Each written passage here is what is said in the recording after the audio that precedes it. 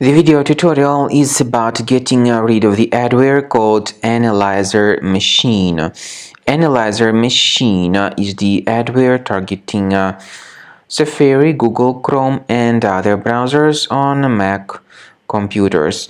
If this AnalyzerMachine adware was somehow found on your device, you need to, of course, undertake the measures and get rid of this adware as soon as possible. To get rid of it, here's what you need to do. Right click on it and move it to the trash. Also, I recommend you to research the system with Combo Cleaner. So you may get it on the official website combocleaner.com.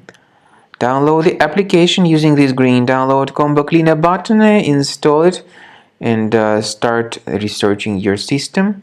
Combo Cleaner will help you to effectively detect and eliminate other infections which might still possibly stealthily remain on your computer. After you start Combo Cleaner antivirus for the first time, the application will be initially in the trial mode, even though certain features of Combo Cleaner are absolutely free to use. For example, disk cleaner, big files, and duplicates. The application will first of all update its anti-malware database, and after it is successfully updated, click on Start Combo Scan button.